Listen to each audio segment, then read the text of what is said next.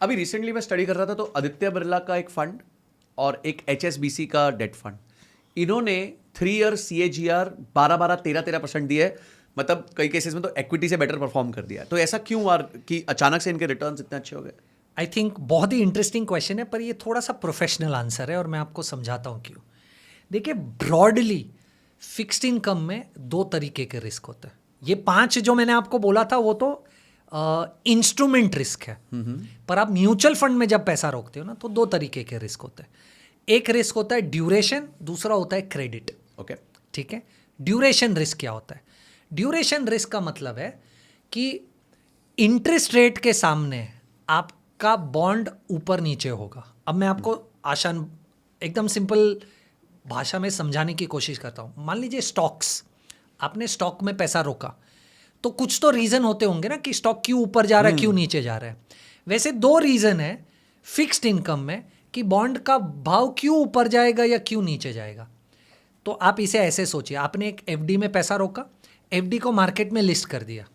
अब कुछ तो रीज़न होगा ना कि 100 रुपये की FD कभी 105 हो जाएगी, कभी 95 हो जाएगी। तो वो 2 रीज़न है, उसको समझने की कोशिश करते कि ये कब 95 होगा, कब 105 होगा। 2 रीज़न है, एक रीज़न है ड्यूरेशन, दूसरा है क्रेडिट। क्रेडिट समझना ईजी है, पहले क्रेडिट समझते हैं। क्रेडिट का मतलब क्या है? आपने एक रेटिंग एजेंसी को कहा कि बॉस इसको क्रेडिट रेटिंग दो कि मुझे समझे इसमें रिस्क कितना है। उसने इसको AAA दे दिया। अब AAA दे दिया तो AAA हो गया सबसे बेस्ट रेटिंग, आपने उसको 100 रुपये पे लिस्ट कर दिया मार्केट में। अब 6 महीने बाद, 1 साल बाद कंपनी में कुछ गड़बड़ हो गई और क्रेडिट रेटिंग एजेंसी ने जब रिव्यू किया तो उसे पता चला कि बॉस अब इसको AAA नहीं दे सकते, तो अब उसका डाउनग्रेड कर दिया AA+। अब आपने पैसा रोका है क्या सोचकर? ये तो AAA सिक्योरिटी है, हाँ, राइट। इसलिए मुझे 7% मिलेगा तो चलेगा, पर अब इसका रिस्क AA हो गया, पर अभी भी वो आपको तो 7% दे रहा है, तो इसका भाव गिरना चाहिए मार्केट में। बिल्कुल, मतलब जो अब घुसेगा वो 9% की अपेक्षा करेगा फॉर एग्जांपल। करेक्ट। तो ऑब्वियसली प्राइस कम हो जाएगा, तो प्राइस कम हो जाएगा। तो क्योंकि इसकी क्रेडिट रेटिंग गिरी, रिस्क बढ़ गया, तो 100 रुपये का बॉन्ड 95 में मिलेगा। तो अब जो इसे 95 में खरीदेगा ना, उसको 7% से ज्यादा मिलेगा। कैसे? उसने 95 में खरीदा, पर बॉन्ड तो अभी भी वही 7% रिटर्न देगा 100 रुपए पे। 100 रुपए पे, तो 95 पे 7 रुपए मिल गया।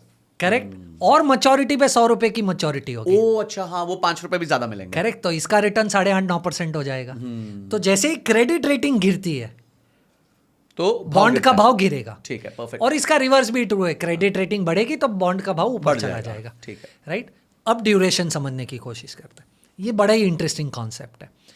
तो मान लीजिए आपने 100 रुपये की एक FD खरीदी 5 साल के लिए और वो आपको 7% का ब्याज दे रही है, आपने उसको लिस्ट कर दिया एक्सचेंज पे। 1 साल बाद मार्केट में इंटरेस्ट रेट्स गिर गए। अब 1 साल बाद उसी बैंक की 5 साल की FD अब 6% पे मिल रही है, पर आपने 5 साल वाले FD में निवेश किया, उस पर 7% मिल रही है। तो अब किसी के भी पास 2 ऑप्शन है, आपकी FD खरीदे 7% पे जो मार्केट में लिस्टेड है, या बैंक से FD खरीदे जो 6% पे। आपको क्या लगता है कहां पर लोग खरीदी करना चाहिए? कि जहां 7% मिल रही है वहां पर 7% मिल रहा है, तो लिस्टेड पे 7% मिल रहा है, तो यहां ऑटोमेटिकली सब लोग खरीदना जाएंगे। तो 100 रुपए का बॉन्ड 105 होना चाहिए या 95? बढ़ जाएगा 105 बिकॉज मेरे पास ऐसी चीज है जो ज्यादा वैल्यूएबल है। करेक्ट, 105। तो अब देखिए क्या हुआ मार्केट में, जब इंटरेस्ट रेट्स गिरे 7% पे FD मिल रही थी, 6% हुई, तो 7% वाली FD का भाव बढ़ गया। बराबर है। तो जब इंटरेस्ट रेट्स गिरते हैं तो पुराने ज्यादा इंटरेस्ट रेट वाले बॉन्ड्स या FDs का भाव बढ़ जाता है। इसलिए कहा जाता है जब इंटरेस्ट रेट्स गिरते हैं ना, बॉन्ड के भाव ऊपर जाते हैं। और रिवर्स भी ट्रू है। राइट। मान लीजिए आपने 7% वाली FD में पैसा रोका था, वो लिस्ट हो गई, अब वही बैंक 8% में FD दे रही है, तो आपके भाव कम हो गए, क्योंकि नाउ आई ओन समथिंग जो जिसकी वैल्यू कम है। करेक्ट। तो ड्यूरेशन समझने के लिए आपको ये कॉन्सेप्ट समझना जरूरी है कि इंटरेस्ट रेट्स और बॉन्ड की वैल्यू इनवर्सली प्रोपोर्शनल है, उल्टा है एक दूसरे से। अब पिछले 2 या 3 सालों में क्या हुआ है? इंटरेस्ट रेट गिरे हैं, इंटरेस्ट रेट जम के गिरे हैं। क्योंकि इंटरेस्ट रेट्स गिरे हैं, जब म्यूचुअल फंड्स ने जिन बॉन्ड्स में पैसा रोका है, और वो सब लिस्टेड बॉन्ड्स हैं, तो उनके भाव बढ़ गए मार्केट में। तो इसीलिए रिटर्न्स बढ़ गए। Wow wow. तो दिस डजंट मीन कि आगे भी सेम चीज कंटिन्यू करेगी। एग्जैक्टली नहीं करेगी। इसीलिए कहा जाता है पास रिटर्न्स को देखकर निवेश मत कीजिए। और ये बहुत ही स्पेसिफिक है डेट के लिए। डेट के लिए। डेट में पिछले 2 सालों में क्योंकि इंटरेस्ट रेट्स गिरे हैं इसलिए रिटर्न्स बढ़े हैं। अब अगर आप पैसा रोकोगे तो अब तो आप एक ऐसी सिचुएशन में हो जहां से शायद इंटरेस्ट रेट्स यहां से ऊपर जाएंगे। कम होना पॉसिबल कम है। राइट। तो आप ज्यादा पैसा तोड़ोगे बनाने से ज्यादा, क्योंकि ये रिवर्स आपके लिए काम करेगा। आपने पैसा रोका, इंटरेस्ट रेट्स ऊपर गए, ओके, तो अब ये बॉन्ड्स की वैल्यू गिर जाएगी, तो आपको बहुत ही कम रिटर्न्स मिलेंगे। तो इसका सोल्यूशन क्या है? आप क्रेडिट रिस्क फंड्स में पैसा रोकिए। राइट। अब ये एकदम ही प्रोफेशनल एडवाइस है, प्लीज इसको आप अपना चेक करके करें।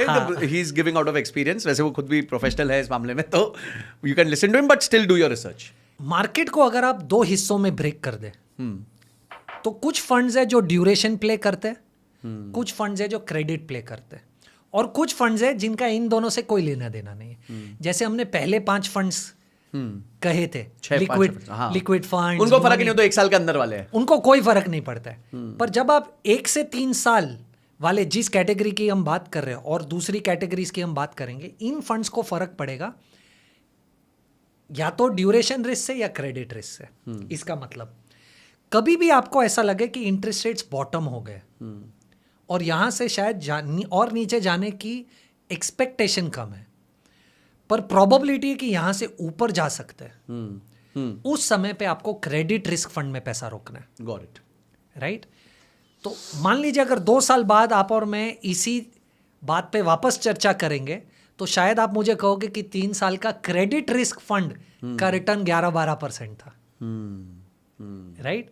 और कहीं पर भी आपको ऐसा लगे कि इंटरेस्ट रेट स्टॉप आउट हो गए और यहां से गिरने वाले, तो आप किसी भी ऐसे फंड में पैसा रोके जहां पर ड्यूरेशन बहुत ज्यादा है। अब मैं आपको समझाता हूं क्यों। राइट।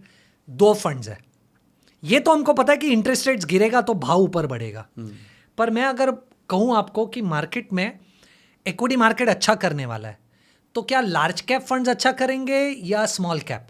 Small cap. राइट। क्योंकि उसमें रिस्क ज्यादा है। तो बेसिक प्रीमाइस तो ये कि जिसमें रिस्क ज्यादा है वो ज्यादा रिटर्न देना चाहिए। ठीक है। अब आप समझने की कोशिश कीजिए।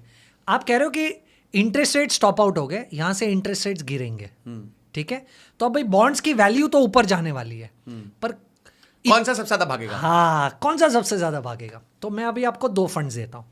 एक फंड जिसका ब्रेक इवन, जो ड्यूरेशन मैंने आपको समझाया था, जिसका ब्रेक इवन 3 साल है। ठीक है।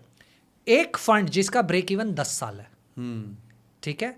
तो आप सबसे पहले समझिए, आप एक ऐसे फंड में पैसा रोक रहे जहां पर आप इन्वेस्टेड 30 साल तक रह सकते हो, पर पैसा रोकने के 3 साल बाद आप ब्रेक इवन हो जाओगे। और एक फंड जहां आप पैसा रोक रहे हो 30 साल तक, पर ब्रेक इवन 10 साल बाद होने वाला है। रिस्क किसमें ज्यादा है? उसमें।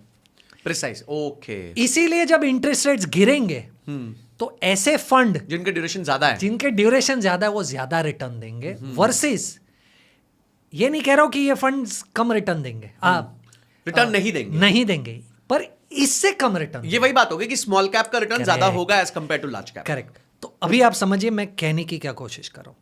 आपने 100 रुपया एक म्यूचुअल फंड में रोका, म्यूचुअल फंड ने 50 बॉन्ड्स में पैसा रोक दिया। ठीक है। म्यूचुअल फंड को उन 50 बॉन्ड से इंटरेस्ट मिल रहा है। ठीक है। मान लीजिए ये इंटरेस्ट है 7%। ठीक है। सब कुछ कांस्टेंट है, कुछ चेंज नहीं होता, तो आपके फंड को 7% रिटर्न मिलेगा। ओके। ये किसी भी फंड में रोक दो, ये फंडा सेम है, 7% रिटर्न मिलेगा अगर सब कुछ सेम है तो। ओके। मान लीजिए इंटरेस्ट रेट्स कम हो रहे, ठीक है, तो पहली कैटेगरी को कोई फर्क नहीं पड़ेगा जो लिक्विड फंड वाली थी। ये 1 से 3 ईयर वाली कैटेगरी को थोड़ा सा फर्क पड़ेगा। तो 7% तो उसको मिल ही रहा है, पर वो 1% का कैपिटल अप्रिसिएशन भी मिलेगा, तो इसका रिटर्न 8% हो जाएगा। Got it. पर ये जो तीसरी कैटेगरी है जिसका ड्यूरेशन 10 साल है, 5 साल, 7 साल, 10 साल, इसको भी 7 तो मिल ही रहा है, पर ये 2%, 2.5%, 3% कैपिटल अप्रिसिएशन देगा, क्योंकि इसकी ड्यूरेशन बहुत लंबी है। करेक्ट। तो पहले वाले को 7% रिटर्न मिलेगा, ये दूसरी कैटेगरी को 8% रिटर्न मिलेगा, इस कैटेगरी को 10% रिटर्न। पर उल्टा भी ट्रू होगा। करेक्ट। अब उल्टा भी ट्रू है। मान लीजिए 7% मिल रहा है और इंटरेस्ट रेट बढ़ रहा है, तो पहली कैटेगरी को कोई फर्क नहीं पड़ेगा, इसको कोई फर्क नहीं पड़ेगा। इस कैटेगरी को 7% कूपन तो मिल रहा है, हाँ। पर 1% से इसकी बॉन्ड की वैल्यू भी गिर जाएगी, तो इसका नेट रिटर्न 6% होगा और इसका नेट रिटर्न 4-5% रह जाएगा। तो ये तो बहुत स्कैरी है। मतलब ये चीज बहुत सोच समझ के करनी चाहिए। इसीलिए जो तीसरी कैटेगरी है ना, इसमें आप सिर्फ प्रोफेशनल एडवाइस लेके करें। Got it. पहली दूसरी कैटेगरी जो अभी अब तक हमने डिस्कस की, उसमें बहुत ज्यादा फर्क नहीं पड़ेगा। Guys, thank you so much, आपने इस क्लिप को देखा। अगर आप ऐसे क्लिप्स चाहते हैं कि आप तक पहुंचे, तो इस चैनल को सब्सक्राइब करके घंटी जरूर दबा दीजिएगा। और इस कंप्लीट पॉडकास्ट का लिंक हमने डिस्क्रिप्शन में दिया हुआ है और आई बटन पे भी लगाया हुआ है, आप जाके उसको देख सकते हैं। अगली वीडियो तक जय हिंद, जय भारत।